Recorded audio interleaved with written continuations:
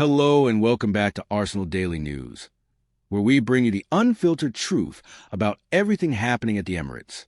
Today's episode is absolutely loaded with drama, controversy, and some seriously concerning revelations that every Arsenal fan needs to hear. We have got a massive story developing around Victor Gyokeres and his fitness levels that has sent shockwaves through the Arsenal fan base. Arsenal legend Martin Keown has made some absolutely damning comments about our number 9 situation that you are not going to believe. We are talking about a club legend publicly questioning whether our big summer signing is fit enough to lead the line in a title race. This is huge, but that is not all. We are also going to break down Arsenal's dramatic 2-1 victory over Wolves, a match that looked like a comfortable win on paper, but turned into an absolute roller coaster that exposed some serious flaws in our game. 2 own goals, a last-gasp equalizer from Wolves, and then another own goal winner in stoppage time. The kind of match that gives you a heart attack even when you win. And here is where it gets really interesting. Mikel Merino was so frustrated after the final whistle that he could not get off the pitch fast enough. We are going to show you exactly what happened, the body language, the conversations with the coaching staff, and why a player was furious despite Arsenal picking up 3 crucial points. Mikel Arteta did not hold back either. The manager gave one of his most brutally honest assessments of the season, using phrases like horrible defensive habits and admitting Arsenal made the match unnecessarily difficult. When your own manager is that critical after a win, you know there are serious problems that need addressing. We have got Martin Keown saying Gyökeres is not at the fitness level you would expect. We have got Gabriel Jesus coming off the bench and immediately changing the game, putting himself right back in contention for that starting spot. We have got a genuine battle brewing for the number 9 position, and the wrong decision could cost Arsenal the title. This is the kind of episode where we pull no punches. We're going to analyze every detail, break down what the experts are saying, look at what this means for Arsenal's title challenge, and discuss whether Arteta needs to make some big decisions about his striker situation right now. So buckle up, because this is Arsenal Daily News, and we are about to dive deep into the drama, the concerns, and the questions that are dominating conversation among Arsenal fans everywhere.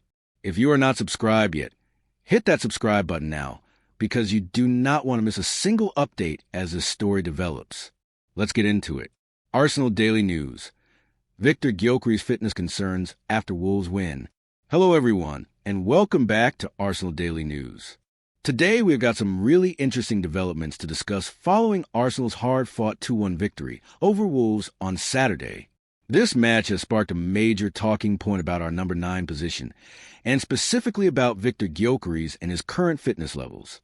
Now, before we dive deep into this story, let me set the scene for those of you who might have missed the match. Arsenal traveled to face Wolves, a team that is currently battling relegation under manager Rob Edwards.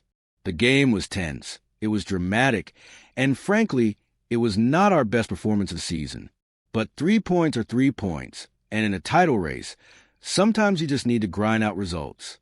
Let me walk you through how this match unfolded, because the details are absolutely crucial to understanding the controversy that has emerged around Victor Gyokeres. The match summary. Arsenal took the lead through what can only be described as a fortunate own goal from Wolves goalkeeper Sam Johnstone. Now, we will take those all day long, but it was not exactly a moment of Arsenal brilliance. Sometimes in football, you need a bit of luck, and on Saturday, we got it. However, Wolves were not going to roll over easily. Tolu Arakader, their striker, managed to equalize with a header that brought the home crowd to life. Suddenly, Arsenal were facing the very real prospect of dropping points against a relegation-threatened side. The pressure was mounting, the clock was ticking, and Mikel Arteta needed to make a decision.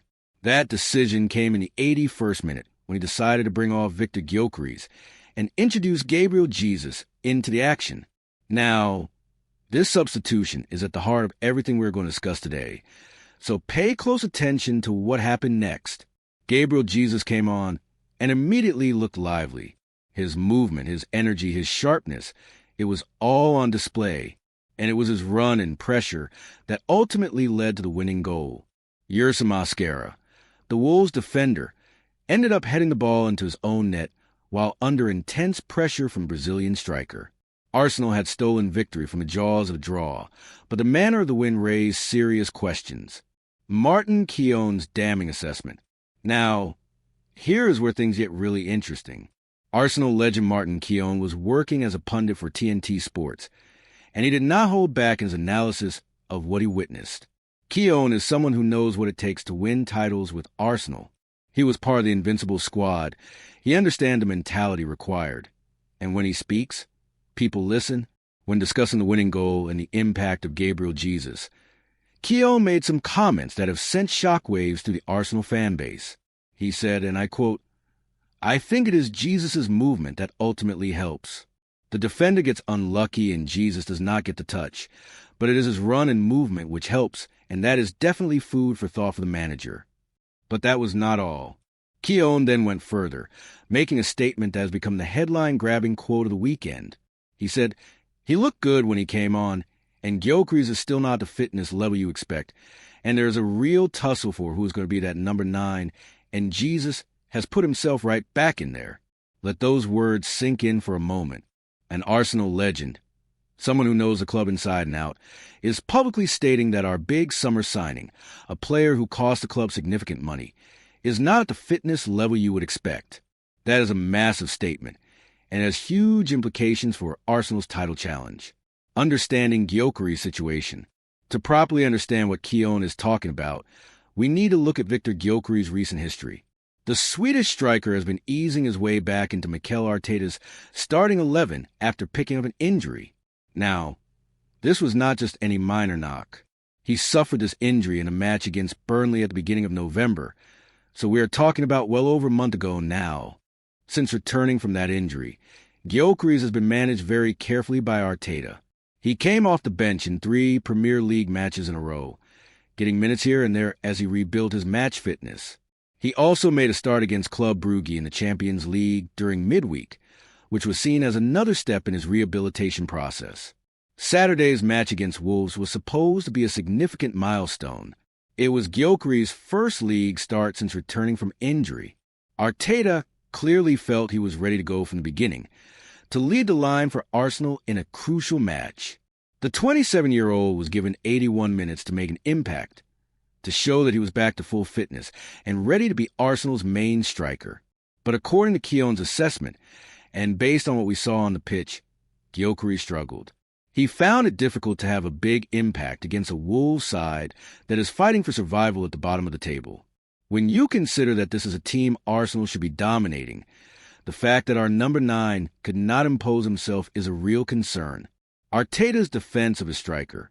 Now, it is important to note that Mikel Arteta came out after the match and defended his striker's performance. The Arsenal manager has always been loyal to his players, and he was not about to throw Gyökeres under the bus after a difficult afternoon. Arteta said, and this is crucial, it is a collaboration between the two. He was talking about the partnership between Gyökeres and Jesus, suggesting that they can both play important roles for Arsenal. But then he went into more detail about Gyökeres specifically. The manager said he was in a lot of really good positions, and the ball did not get into the area quick enough or sharp enough, or just with precision that is required for a number 9 to score the goal. So Arteta is essentially saying that the service to Gyökeres was not good enough. He is suggesting that the Swedish striker was doing his job by getting into the right positions, but his teammates were letting him down by not finding him with quality passes. That is Arteta trying to shift some of the blame away from his striker and onto the team's collective performance. But then Arteta added something interesting. He said, but his work rate and intentions were there, and we need to keep insisting. That phrase, we need to keep insisting, suggests that even Arteta knows this is a work in progress. He is essentially admitting that things are not quite clicking yet with Gyökeres, but he is asking for patience and for the team to keep trying to make it work. The Gabriel Jesus factor. What makes this situation even more complicated is the performance of Gabriel Jesus when he came on. The Brazilian has had his own struggles with injuries and form during his time at Arsenal, but on Saturday, he looked sharp. He looked hungry. He looked like a player determined to reclaim his place in the starting 11. Keown specifically praised Jesus' movement and the impact he had in such a short space of time. When a substitute comes on and immediately changes a game, it puts enormous pressure on the player he replaced. And that is exactly what has happened here with Gyokeres. The question that Arteta now faces is a difficult one. Does he persist with Gyökeres, hoping that more game time will bring him back to full sharpness? Or does he turn to Gabriel Jesus, who showed against Wolves that he can still be a difference maker for this Arsenal team? Keown described it as a real tussle for who is going to be that number 9, and that is the perfect way to characterize what is happening. Arsenal are in a title race. They cannot afford to carry passengers. They need their number 9, whoever it is, to be firing on all cylinders. The title race context. This brings us to another fascinating aspect of Keown's analysis. The Arsenal legend made some bold claims about just how important Saturday's match was in the context of the title race. He said, "You do not want to be playing like that too often if you want to be champions." That is a stark warning. Arsenal won the match, yes, but they did not win it convincingly. They did not dominate. They scraped through with 2 own goals and needed a last-minute winner. If you are serious about winning the Premier League, you cannot rely on that kind of good fortune week after week. But Keown went even further. He said, "I think the whole title was on this game because of the commotion around and the noise around." Now, that might sound like hyperbole, but let me explain what I think he means. Arsenal are under enormous pressure this season. They have come so close to winning the title in recent years, and now the expectation is that they must deliver. Every match feels like a must-win situation, and the pressure is building. Keown continued, "There's a lot of feeling. If you support Arsenal, there's a lot of feeling against the club. Lucky Arsenal is back. It has been an unlucky Arsenal for me recently." This is interesting because Keown is acknowledging that Arsenal got lucky with the own goals, but he is also suggesting that maybe Arsenal were due some good fortune after some unlucky moments earlier in the season. The perception of Arsenal, both from within the fan base and from neutrals, is something that can affect how a team performs under pressure. Then Keown said something that really resonated with Arsenal fans. He said, "The world and his man wanted Arsenal to slip up here tonight." And you know what? He is absolutely right. When you are challenging for the title, everyone wants to see you fall short. Rival fans, neutral observers, even some in the media seem to be waiting for Arsenal to stumble. That creates an incredible amount of pressure on the players, and it makes every match feel like a cup final. Keown then gave credit where it was due, saying, "Credit to Wolves and their manager, they were transformational tonight in their performance." This is important context because it shows that Wolves made it very difficult for Arsenal. Under Rob Edwards, they came with a game plan, they executed it well, and they pushed Arsenal all the way. This was not a case of Arsenal being complacent. Wolves were genuinely excellent on the night. The wider implications. Former Manchester United midfielder Owen Hargreaves, who was also working as a pundit for the match, added his perspective. He said, "That was massive for Arsenal. To find a way to win when they hardly created any moments. This is a crucial observation. Arsenal did not play well. They did not create many clear-cut chances, and yet they still found a way to win." Now, you can look at this in 2 ways. On the positive side, champions find ways to win even when they're not playing well. The ability to grind out results when you are not at your best is a hallmark of title-winning teams. Arsenal showed character, determination, and resilience to get to 3 points. On the negative side, if this becomes a pattern, if Arsenal continue to struggle to create chances and rely on good fortune to win matches, then their title challenge will eventually run out of steam. You cannot consistently win matches without playing well. At some point, the luck runs out. Hargreaves also said, "Wolves were exceptional. They could not have played any better. Arsenal were not at their best, but they will be absolutely delighted." And that sums it up perfectly. Arsenal will take the 3 points and move on, but they know deep down that they need to play much better in the coming weeks if they want to stay in the title race. What this means for Arsenal going forward. So where does this leave Arsenal and Victor Gyokeres? Well, Mikel Arteta has some big decisions to make. The international break might actually come at a good time for Gyökeres, giving him more time to work on his fitness without the pressure of must-win matches every few days. But the clock is ticking. Arsenal are in a title race, and they need their number 9 to be contributing goals and assists consistently. Whether that is Gyökeres or Jesus or someone else, Arteta needs to figure out his best attacking combination quickly. The comments from Martin Keown will have stung, both for Gyökeres personally and for Arsenal as a club, when a legend of the club questions whether a player is fit enough. It creates a narrative that can be difficult to shake. Gyökeres now has to prove the doubters wrong. He has to show that he can get back to full fitness and become the striker that Arsenal need him to be. Gyökeres, meanwhile, has been given a lifeline. His performance off the bench reminded everyone of what he can do when he is sharp and confident. He will feel that he has earned another opportunity, and Arteta will have to seriously consider giving it to him. The fitness concerns explained. Let me break down what Martin Keown likely means when he says Gyökeres is not the fitness level you would expect. There's a difference between being fit enough to play and being at peak physical condition. A player can pass all the medical tests, can train with a team, can complete 90 minutes of football, but still not be at 100%. Match sharpness is something that only comes with playing regular competitive football. You can train as hard as you like, but nothing replicates the intensity of a real match. The speed of thought, the quickness of movement, the ability to make split-second decisions, these things can only be honed through match action. Gyökeres has been out for over a month with injury. Even with a careful rehabilitation program and substitute appearances to ease him back in, it is perfectly normal for a player to need several starts before they are truly back to their best. The problem for Arsenal is that they do not have the luxury of time. They need their striker to be performing now, not in a few weeks. There is also the psychological aspect to consider. When you've been injured, there can be a natural hesitation in your play. You might pull out of challenges that you would normally commit to fully. You might not make runs that you would normally make because subconsciously you are protecting yourself from re-injury. This is entirely human and entirely understandable, but it can affect your performance on the pitch. The competition for places. What this situation has created is genuine competition for the number 9 position at Arsenal. In many ways, this is exactly what Mikel Arteta wants. He has always said that he wants healthy competition within the squad, that he wants players pushing each other to be better. Gyökeres knows that if he gets another chance to start, he has to take it. He cannot afford to have a poor performance because Gyökeres will be waiting in the wings ready to reclaim his spot. Similarly, Gyökeres knows that he needs to quickly get back to his best because Jesus has shown that he can still contribute at the highest level.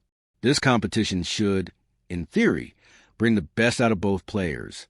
But it can also create tension and uncertainty, which are not helpful when you're trying to build momentum in a title race. Arteta will need to manage this situation very carefully. Final thoughts. So, what are the key takeaways from this story? First, Victor Gyökeres is clearly not yet back to full fitness, according to Arsenal legend Martin Keown. This is a concern because Arsenal need their striker to be performing at the highest level if they want to win the Premier League. Second, Gyökeres has thrown his hat back into the ring with a bright cameo performance off the bench. The competition for the number 9 spot is wide open, and Arteta has a big decision to make about who starts the next match. Third, Arsenal won the match against Wolves, but they did not convince. They relied on own goals and last-minute drama rather than dominant. Control football. As Keown said, you cannot play like that too often and expect to become champions. Fourth, the pressure on Arsenal is immense. Every match feels like the whole world is watching and waiting for them to slip up. How the team and individual players handle that pressure will determine whether they can finally get over the line and win the title. And finally, patience might be required with Gyökeres, but patience is in short supply when you are in a title race. Arsenal fans will be hoping that their big summer signing can quickly rediscover the form and fitness that made him such an attractive proposition in the first place. This is a developing story, and I will be keeping a close eye on how Arteta handles his striker situation in the coming weeks. Make sure you subscribe to Arsenal Daily News so you do not miss any updates. Drop a comment below and let me know what you think. Should Arteta stick with Gyökeres and give him time to find his fitness? Or should he turn to Gyökeres, who looked sharp off the bench? Thank you for watching Arsenal Daily News. Until next time, keep the faith, and come on you Gunners. Arsenal versus Wolves, a victory that revealed deep concerns. Hello and welcome back to Arsenal Daily News. Today we are diving deep into Arsenal's dramatic 2-1 victory over Wolves at the Emirates Stadium. This was a match that had everything. Late drama, own goals, and some seriously concerning moments that have left both fans and players frustrated despite picking up all 3 points. Now, before we get into the details, let me tell you right now, this was not a comfortable win. This was not the kind of performance that fills you with confidence as we push for the title. And the reactions after the final whistle tell you everything you need to know about how the players and coaching staff really felt about this performance. The match unfolds. Let me set the scene for you. Arsenal were at home. The Emirates Stadium was packed. Everyone expected the Gunners to dominate Wolves and pick up a routine 3 points. But football is never that simple, is it? The match was goalless for a long time. Arsenal were creating chances, getting into dangerous positions, but they just could not find that breakthrough. The frustration was building in the stadium. You could feel it. The tension was rising with every missed opportunity. Then in the second half, Mikel Merino came on as a substitute. He replaced Martin Zubimendi, and shortly after that substitution, things finally started to happen. The floodgates opened at the Emirates Stadium, as the article describes it. The opening goal. The breakthrough finally came through the most unexpected route. Sam Johnstone, the Wolves goalkeeper, ended up scoring an own goal. But let me explain exactly how this happened, because it is quite remarkable. Bukayo Saka stepped up to take a corner. Now, we all know how dangerous Saka can be from set pieces. He struck the ball with precision, and it flew toward the goal. The ball hit the inside of the far post. That metallic clang must have echoed around the Emirates. But here is where it gets interesting. The ball rebounded off the post and struck Sam Johnstone, the Wolves goalkeeper. From there, it bounced back into the net. An own goal. Not the prettiest way to score, but Arsenal finally had their breakthrough. The Emirates erupted. 1-0 to the Arsenal. The dramatic equalizer. Now you would think that would be it, right? Arsenal would see out the remaining minutes and take the 3 points. But this match had plenty more drama left in it. Deep into stoppage time, in the opening minutes of added time to be precise, Wolves struck back. Talua Rocketair rose highest to meet a cross. He powered a header toward goal. The article describes it as a ferocious header, and it certainly was. David Raya, the Arsenal goalkeeper, was left rooted to the spot. He could not react.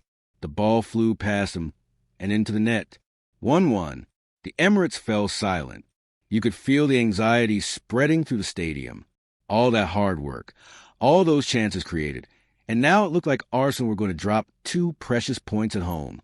The winning goal. But then just a few moments later, Arsenal produced one more moment of magic. Well, magic might be pushing it. It was more chaos and luck combined. But in a title race, you will take goals however they come. Bukayo Saka once again was a creator. He forced another error from the visitors. Gabriel Jesus was putting pressure on the Wolves' defense, desperately trying to create something. In a desperate effort to deny Jesus, Yerson Mascara made a critical mistake. He glanced the ball past his own goalkeeper Sam Johnstone from close range. Another own goal. 2-1 to Arsenal. The Emirates exploded with relief and joy. The final whistle blew shortly after. Arsenal had won. They had clawed back what the article describes as a 5-point lead at the top of the Premier League. 3 crucial points secured in the most dramatic fashion possible. After the match, the fans were dancing to move on up by Curtis Mayfield. They were celebrating what could prove to be a crucial win in the wider context of the title race. But while the fans celebrated, not everyone was in a celebratory mood. Merino's frustration. This is where things get really interesting. Mikel Merino, the Spain international midfielder who had come on in the second half, was far from pleased despite the victory. The article paints a very clear picture of his reaction at full time. Merino pumped his fist, but not in celebration. This was frustration. Then he beelined straight for the tunnel. He was not hanging around to celebrate with teammates or applaud the fans. He wanted off that pitch as quickly as possible. As he headed toward the tunnel, Albert Stuivenberg, one of the Arsenal assistant managers, approached him. The two shared a few words. They were gesticulating with their arms. You could see the frustration and concern in their body language. They were clearly discussing the performance, and neither looked happy about what they had just witnessed. After their brief conversation, both left the field. Meanwhile, other players had very different reactions. Bukayo Saka, Leandro Trossard, and Martin Zubimendi all stayed on the pitch. They applauded the supporters, showing gratitude for their backing throughout a difficult match. David Raya, the goalkeeper, had a chat with one of the other coaching staff members. The contrast is striking, is it not? Some players celebrating and thanking fans, while Marino could not get off the pitch fast enough. This tells you everything about the internal feelings within the squad. Yes, they won. Yes, they got 3 points.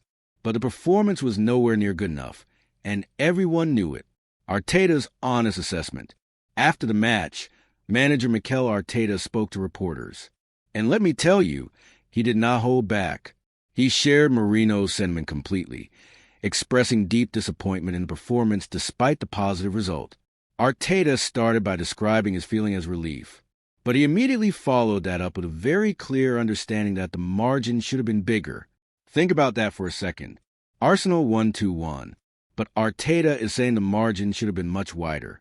That tells you just how many chances Arsenal created and wasted. The Spanish manager went into detail about the first half specifically.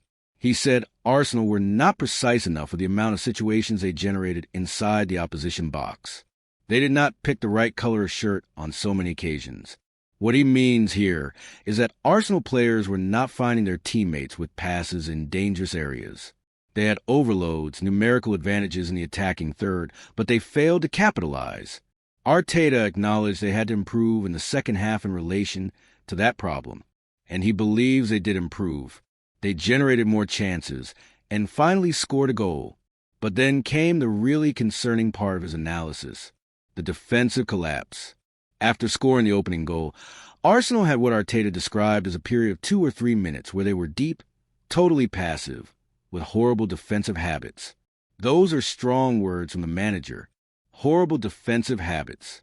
That is nowhere near the level that is required, especially against a team that had not had a single shot up to that point. Think about what Arteta is saying here. Wolves had not registered a single shot on goal the entire match. Not one. And then the first time they had the opportunity to shoot, they scored. Talua Rockeder's header flew past David Raya, and suddenly it was 1-1. Arteta emphasized this is a Premier League. These moments happen. You cannot afford to switch off, not even for 2 or 3 minutes. Not even against a team that had struggled to create chances all match. One lapse in concentration, one period of passivity, and suddenly you are level when you should be cruising to victory. The Arsenal manager said they are relieved because they managed to score a goal at the end and win it. But he was very clear. They need to improve in that sense for sure. This is not good enough if they want to challenge for the title. Grit and determination. When asked about the grit and determination to turn things around after conceding, Arteta gave another interesting response. He acknowledged that resilience is positive, but then he said something quite revealing. He said he does not just put it down to resilience and grit sometimes. No, he said, it is about what happened before. What Arteta means is this. Yes, it is great that Arsenal showed character to score the winner after conceding, but they should have stopped the source before. They should have prevented Wolves from getting that chance in the first place. That is on us, Arteta said. That is on the team.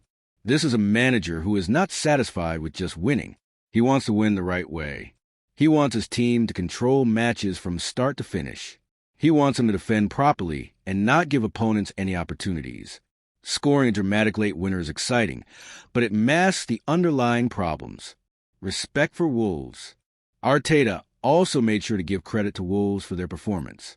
He said he had watched previous Wolves matches. He mentioned their game at Stamford Bridge against Chelsea. He talked about their match against Aston Villa and how unlucky Wolves were not to get results in those games. The Arsenal manager knew this was not going to be an easy game at all. He came into this match with his eyes open, understanding that Wolves are a dangerous team who have been unfortunate in recent weeks. But even knowing that, Arteta felt Arsenal made it even harder on themselves. How did they make it harder? In the manner they conceded the goal. That defensive lapse, those 2 or 3 minutes of passivity and horrible defensive habits. That is what made the game unnecessarily difficult. And Arteta was very clear in his final assessment. That is unacceptable. The bigger picture. So let's step back and look at the bigger picture here. Arsenal won.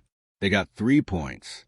They clawed back what the article describes as a 5-point lead at the top of the Premier League in a title race. These are the kinds of ugly wins that can prove crucial come May, but the concerns are real. The performance was not good enough. The manager knows it. The players know it. Mikel Merino storming off the pitch and shaking his head in frustration shows you that the squad understands they need to be much better. Arsenal created so many chances in this match. They had overloads in the attacking third. They got into dangerous positions repeatedly. But time and time again, they failed to pick out the right pass, failed to make the right decision, failed to be clinical when it mattered. In the first half especially, the lack of precision was glaring. Then defensively, those 2 or 3 minutes of passivity nearly cost them. Against better teams, those lapses will be punished more severely. You cannot afford to switch off in big matches. You cannot afford to give opponents free headers in your box. David Raya was left rooted to the spot for a Gyökeres equalizer because the defending was so poor. Looking forward, the positive is that Arsenal showed character to score the winner. When things looked bleak at 1-1, they found a way. They kept pushing, kept creating pressure, and eventually forced that second own goal. That kind of determination and refusal to accept a draw is important in a title race. But the negatives cannot be ignored. The wastefulness in front of goal, the defensive lapses, the lack of control in key moments. These are issues that need to be addressed quickly. Arteta's post-match comments suggest he is not going to let this slide. He praised the result but was brutally honest about the performance.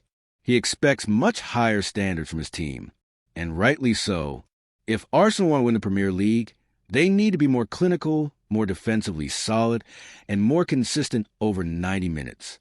The fact that both Arteta and Merino were so clearly frustrated despite winning tells you everything. This is a squad with high standards. They know what is required to compete at the highest level, and they know that this performance, while it got 3 points, was not up to scratch. Final thoughts. So there you have it. Arsenal beat Wolves 2-1 in dramatic fashion, thanks to 2 own goals from Sam Johnstone and Yerson Mosquera. Tolua Rockadere had equalized for Wolves in stoppage time before that late winner. The fans celebrated. The table looks better, but internally, there's frustration and a clear recognition that standards must improve. Mikel Arteta was honest in his assessment. Mikel Merino showed his frustration physically. This is a team that demands more from itself. 3 points are 3 points. In a title race, sometimes you have to win ugly. But Arsenal cannot make a habit of these kinds of performances. The margin for error at the top of the Premier League is razor thin. One bad day, one defensive lapse, one lack of clinical finishing could cost them dearly. The challenge now is to learn from this match, address the issues Arteta identified, and come back stronger. The quality is clearly there in this Arsenal squad, but they need to show it more consistently for the full 90 minutes in every single match. Thank you for watching Arsenal Daily News. Make sure to subscribe, hit that notification bell, and let me know in the comments what you thought of this performance. Was this a vital win that shows character, or are you concerned about the performance level? I will see you in the next video. Come on, you Gunners.